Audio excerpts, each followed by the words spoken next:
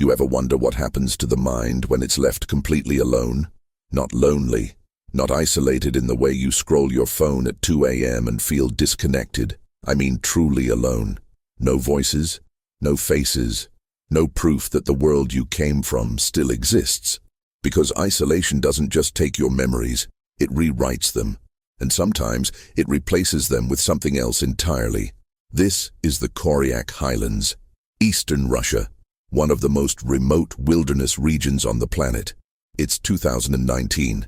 A research team, geologists mapping tectonic activity, sets up a temporary camp about 340 miles from the nearest settlement. They're professionals, experienced. They know the terrain, they know the risks.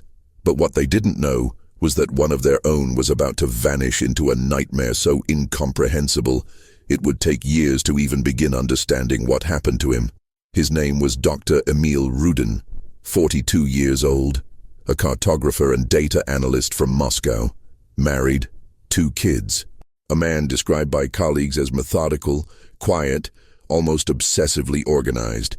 The kind of guy who color codes his notes, who triple checks his equipment, who would never wander off. It was August 14th. The team had been in the field for 11 days. Routine work, soil samples, seismic readings, nothing unusual. Emil's tent was at the northeast edge of camp, closest to the tree line. That night, temperatures dropped to near freezing.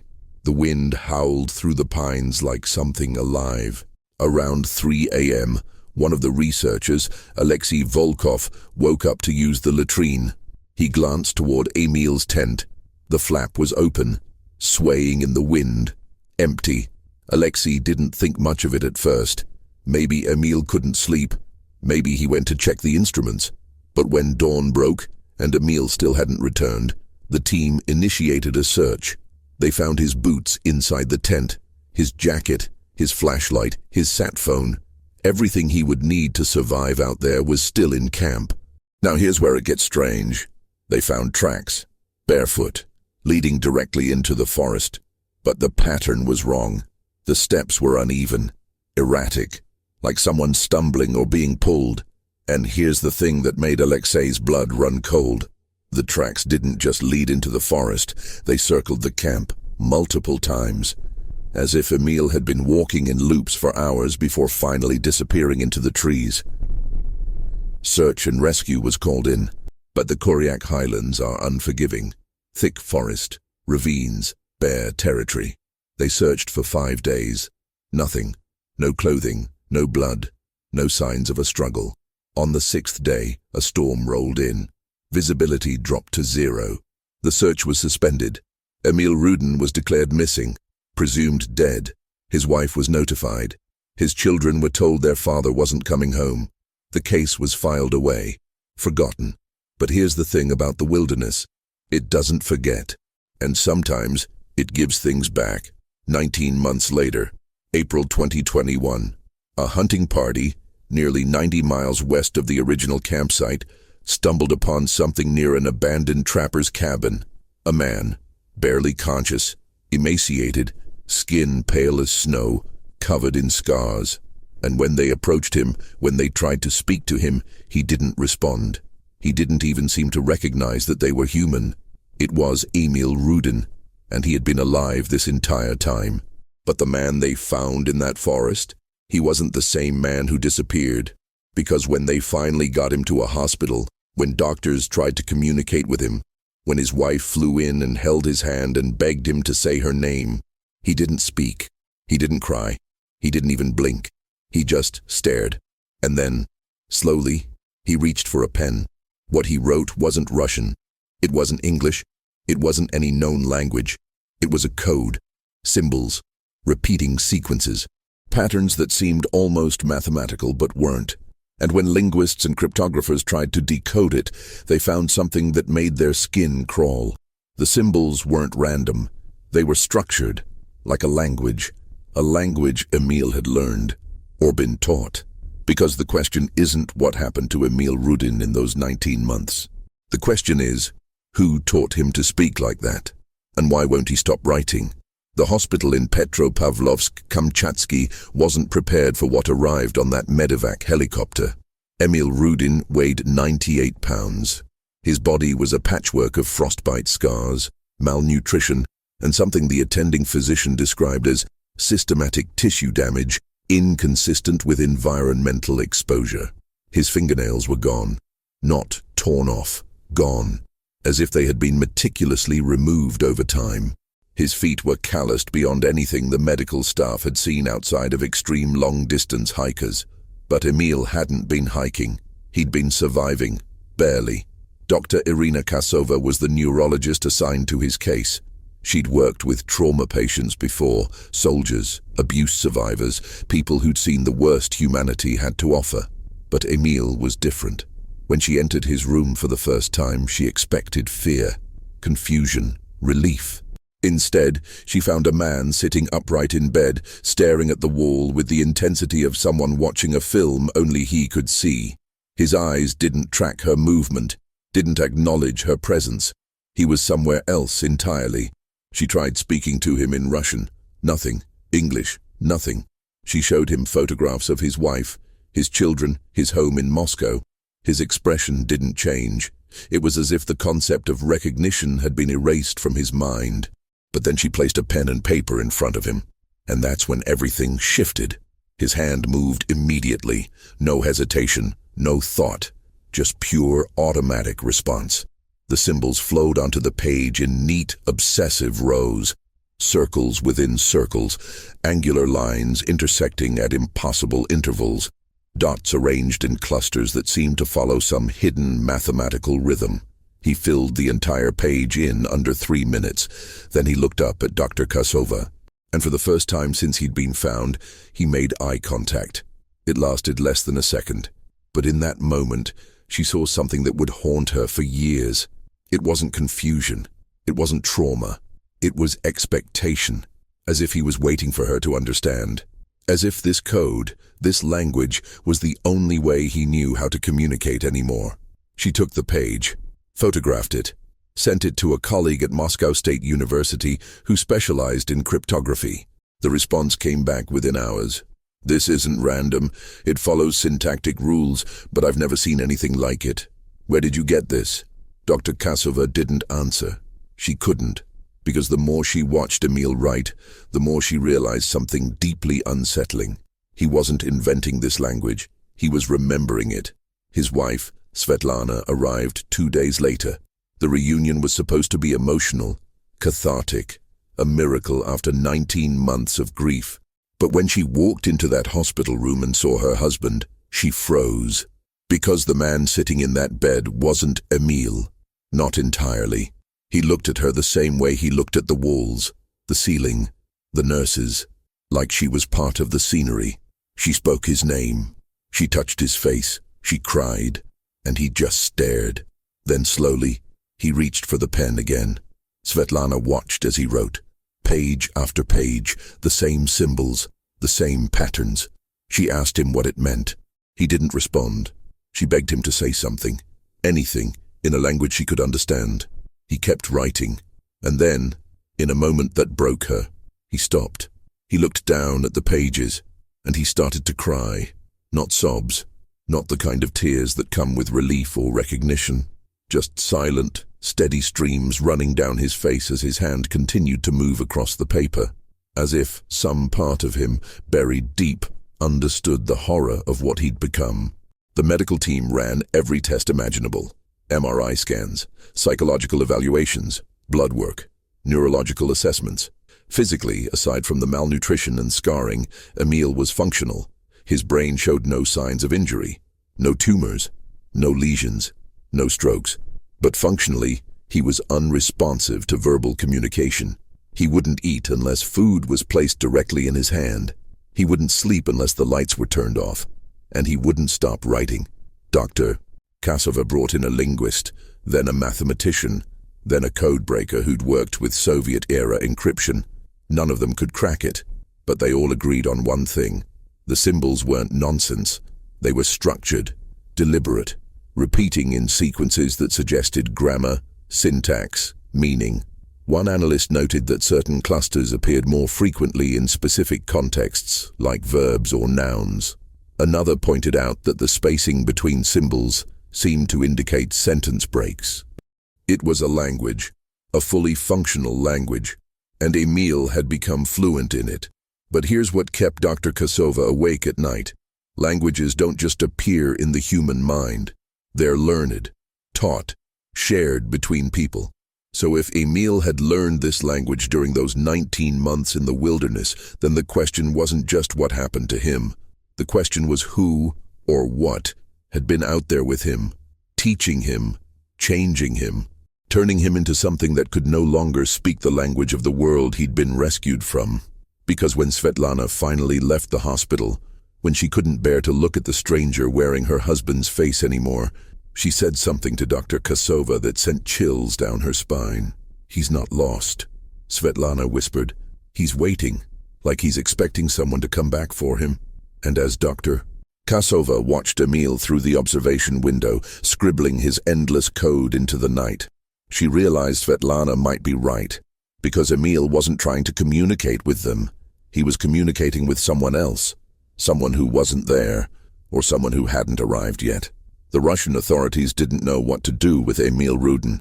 He wasn't a criminal, he wasn't a threat, but he also wasn't a man anymore, not in any way they could legally or medically define.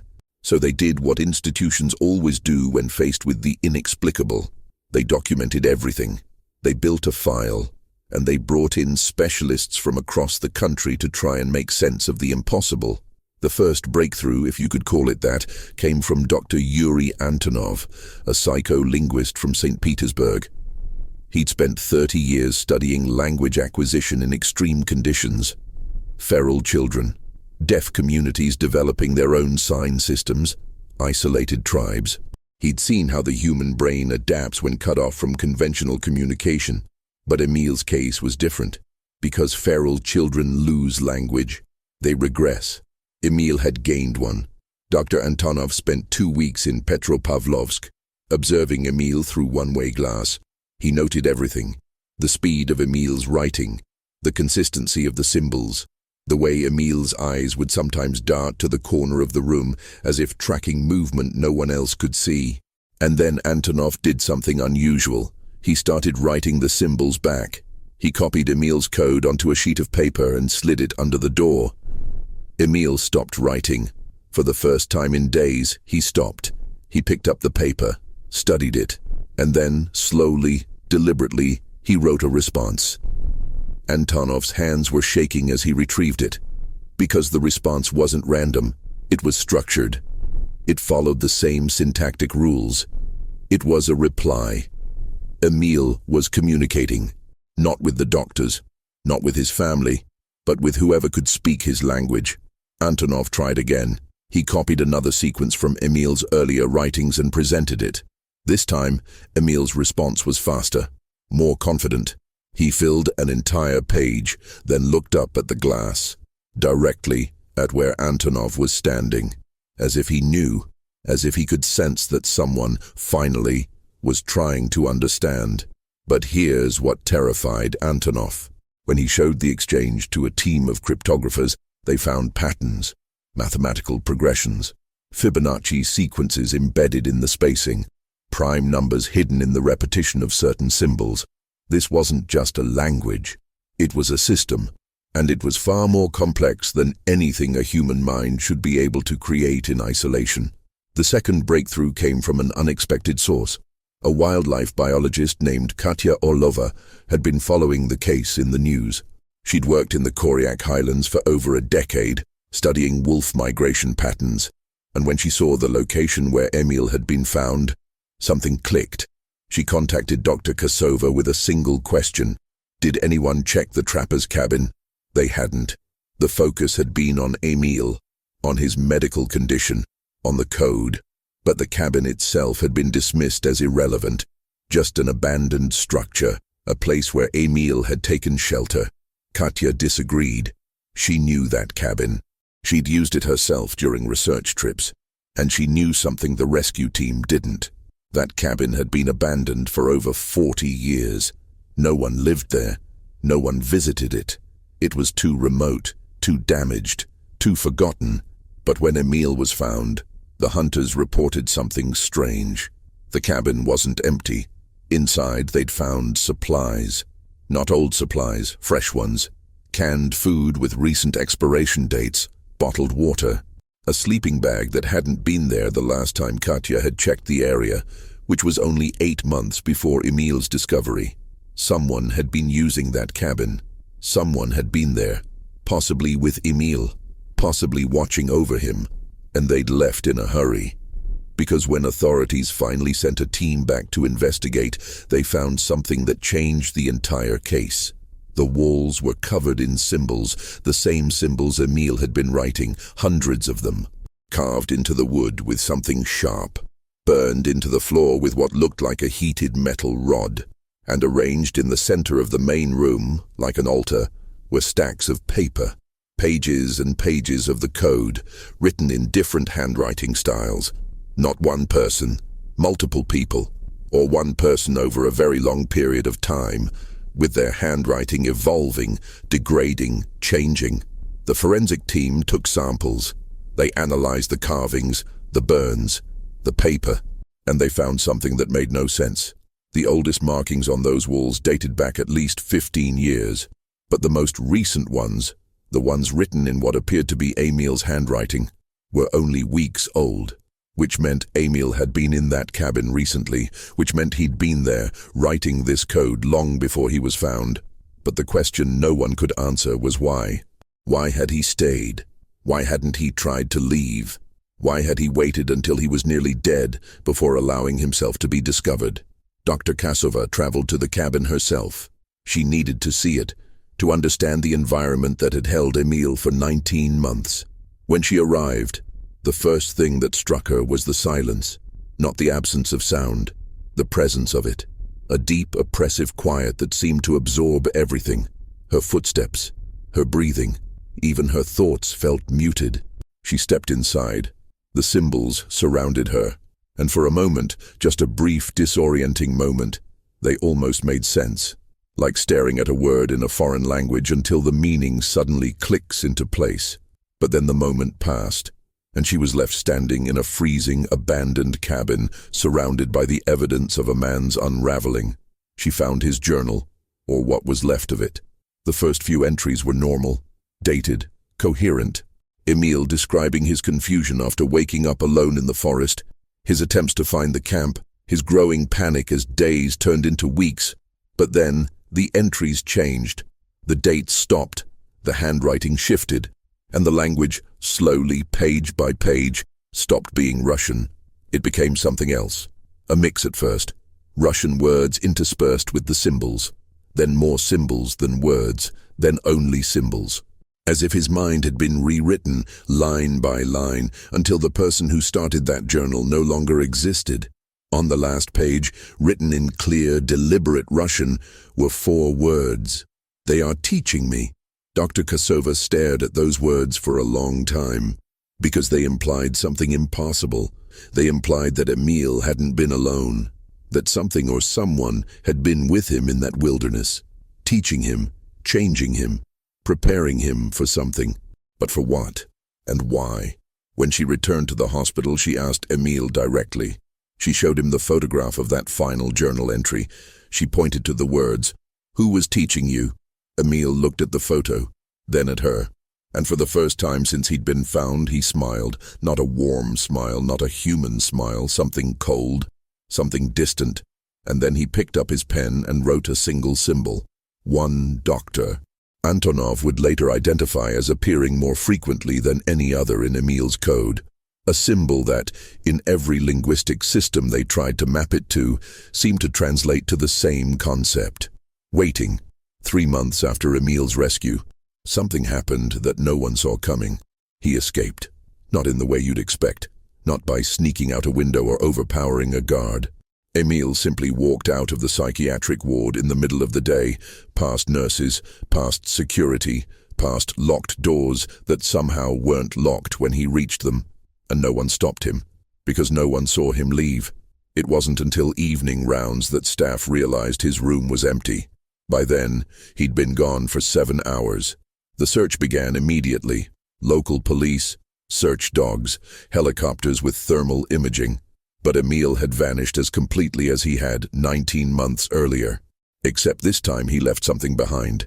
In his room, on every available surface he'd written. The walls, the floor, the ceiling, even the underside of his bed frame, thousands of symbols covering every inch of space.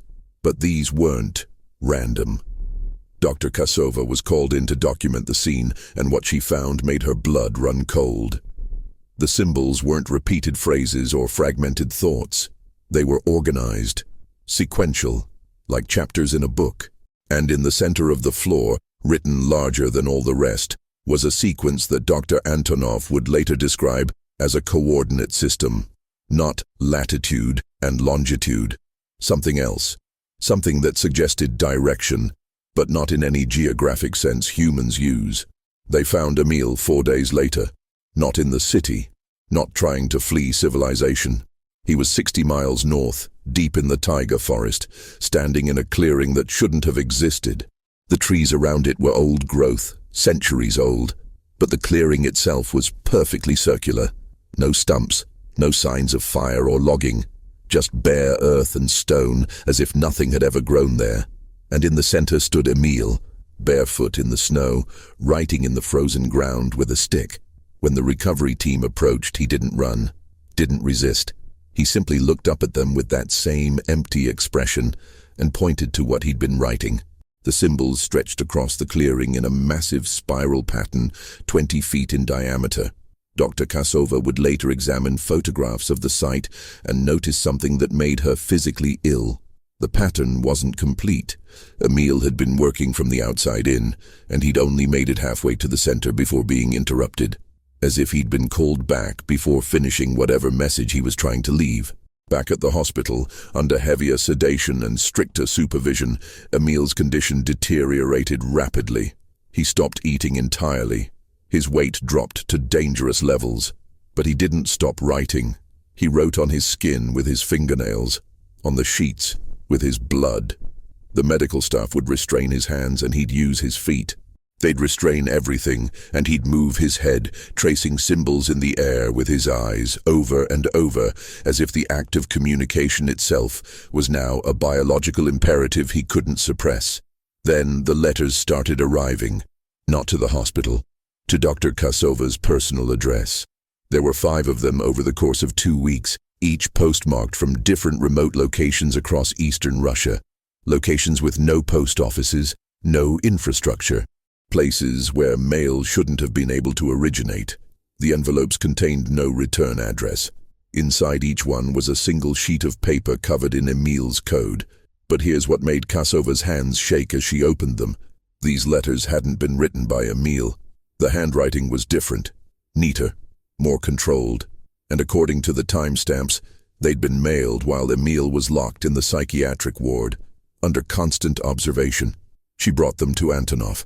He analyzed them for 3 days straight, comparing them to Emil's writings, looking for any deviation, any clue, and what he found was both fascinating and horrifying.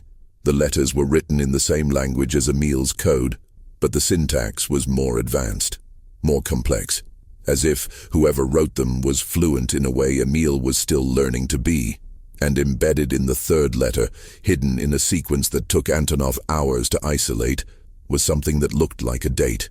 March 7th. 3 weeks away. Kasova reported it to the authorities. They increased security. They moved Emil to a more secure facility.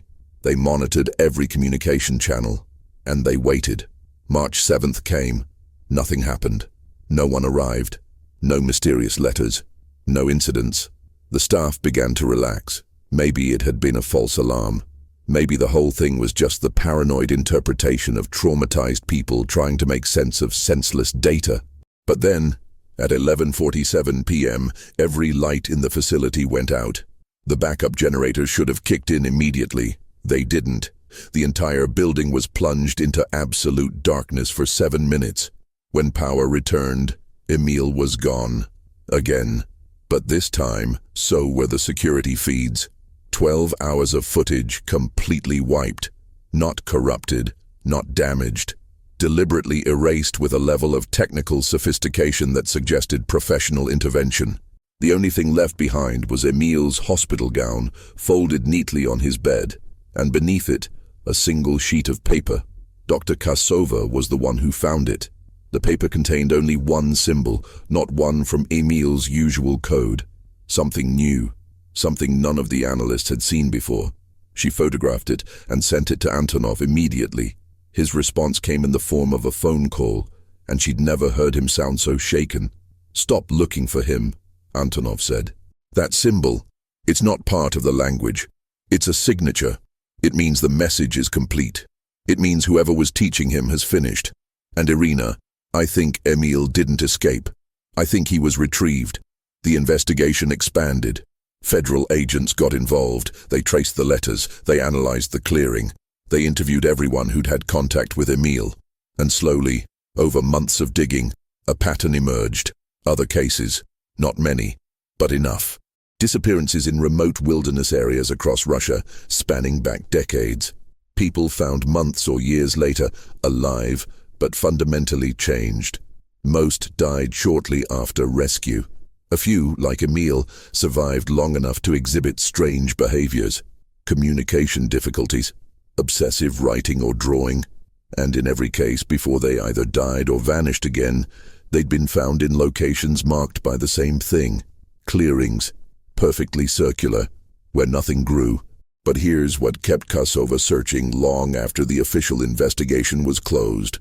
6 months after Emil's second disappearance, she received one final letter. This one wasn't postmarked. It was hand-delivered to her apartment building, left in her mailbox with no explanation. Inside was a photograph. Recent, based on the date stamp. It showed Emil, healthy, clean, standing in front of a structure that looked almost like a building. But the architecture was wrong. The angles didn't make sense. The proportions were off. And behind him, barely visible in the background, were others, humanoid shapes, blurred, as if the camera couldn't quite focus on them. On the back of the photograph, written in perfect Russian for the first time since his rescue, was a message in Emil's handwriting. "I understand now. They were never teaching me their language. They were teaching me to remember my own. We've been speaking it all along. We just forgot how to listen." And beneath that, one final line that made Kasova lock the photograph in a safe and never speak of it publicly again. "Thank you for trying to bring me back. But I was never lost. I was coming home." Dr. Irina Kasova retired from neurology 8 months after receiving that photograph. She never gave an official reason, never did exit interviews. She simply submitted her resignation, moved to a small town in southern Russia, and disappeared from academic life entirely. Colleagues who tried to reach her were met with silence. The few who managed to track her down said she seemed different, distant, as if part of her had stayed behind in that hospital room, watching a man who'd forgotten how to be human. But before she left, she did one thing that would haunt researchers for years to come. She compiled everything, every document, every photograph, every analysis of Emil's code, every interview transcript. She organized it into a single comprehensive file and submitted it to the Russian Academy of Sciences with a cover letter that was only 3 sentences long. "This is everything we know about Emil Rudin. I don't believe he was sick. I believe he was transformed, and I believe we've been asking the wrong questions." The Academy sealed the file, classified it. Official reason: insufficient evidence to support claims of anomalous phenomena. Unofficial reason: what else could they do? Because if Kasova was right, if Emil hadn't lost his mind, but rather gained something we couldn't comprehend, then every assumption we make about consciousness, about isolation, about the limits of human adaptation, needed to be reconsidered. And institutions don't reconsider foundations. They protect them. Emil Rudin was never found again. No body, no confirmed sightings. He exists now only in that sealed file and in the memories of the few people who encountered him during those strange months after his rescue. His wife, Svetlana, moved away from Moscow. Last anyone heard, she'd remarried, started over, built a new life far from the questions and the media attention and the impossible weight of loving someone who came back wrong. His children don't speak about him. There's nothing to say. How do you mourn someone who's alive? How do you remember a father who forgot he ever was one? But here's what keeps the story alive in the whispered conversations of search and rescue teams across Russia. The clearings. They're still being found. New ones. Always circular. Always in places where the forest is oldest, where human presence is minimal, where the silence feels just a little too heavy. And sometimes, rarely, people report seeing things in those clearings, symbols carved into trees, stones arranged in patterns. And once, according to a geologist working near the Kamchatka Peninsula, a complete sentence written in ash across bare ground. The geologist photographed it before the wind scattered it. The symbols matched Emil's code exactly.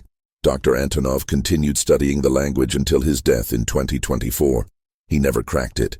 Never found a Rosetta Stone that could translate it into something human minds could fully process. But in his final published paper, written 2 months before a sudden heart attack took him, he proposed something radical. He suggested that the code wasn't a language at all, not in the way we understand language.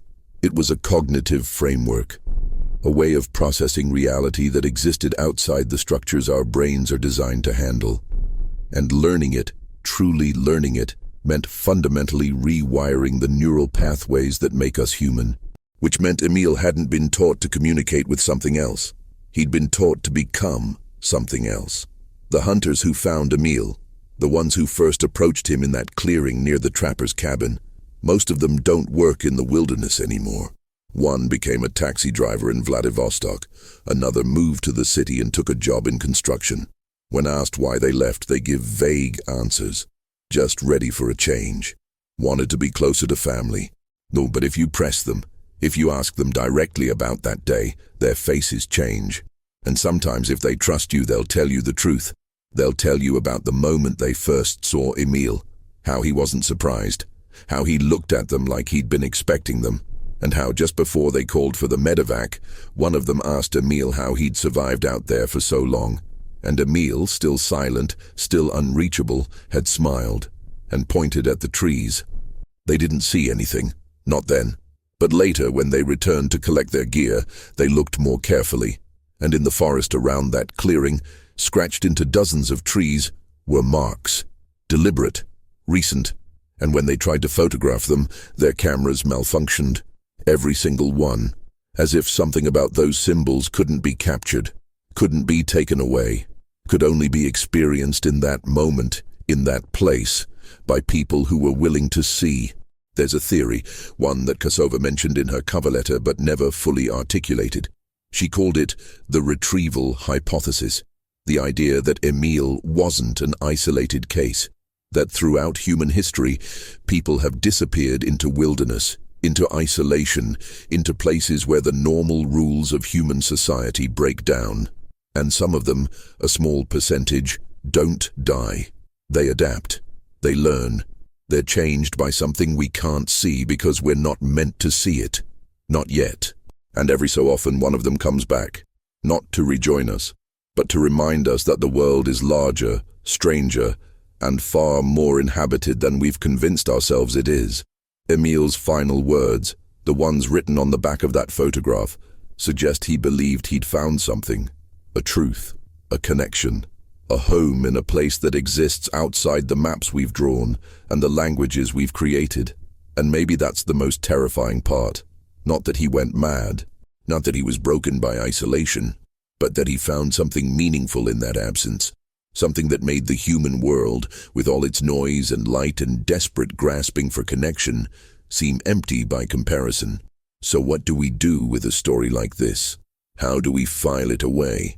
How do we sleep at night knowing that somewhere, in forests and mountains and empty places we've marked on maps but never truly explored, there might be others, people who walked away, people who were taken, people who were changed, and some of them might be coming back, not to warn us, not to tell us what they found, but to see if we're ready to understand. Because the real question, the one that haunted Kosova until she stopped asking it entirely, isn't what happened to Emil Rudin in those 19 months. The real question is what he discovered, and whether someday the rest of us will be ready to learn it too. Or if, like Emile, we'll have to forget everything we are before we can remember what we were always meant to become. The file remains sealed, the clearings remain unexplained, and somewhere, in a wilderness we've named but never understood, the symbols keep appearing. Written by hands we'll never see, in a language we're not supposed to speak, yet. Emile Rudin came back from isolation, but what came back wasn't the man who disappeared. It was something that had been waiting inside him all along. Waiting for the noise to stop, waiting for the world to fall away, waiting for silence deep enough to finally hear the voice that's been calling us home since before we learned to speak. And that voice is still calling, in the spaces between words, in the patterns we can't quite see, in the clearings where nothing grows. It's calling, and it's patient, because it knows, eventually, we all go looking for what we've lost. And when we do, when we step into that silence and let it fill us, we'll understand what Emile understood. That isolation doesn't destroy us. It reveals us. It strips away the costume of civilization and shows us what we've always been underneath. Human, or something older. Something that remembers a language we taught ourselves to forget. The code is still being written, and somewhere, someone is still learning to read it.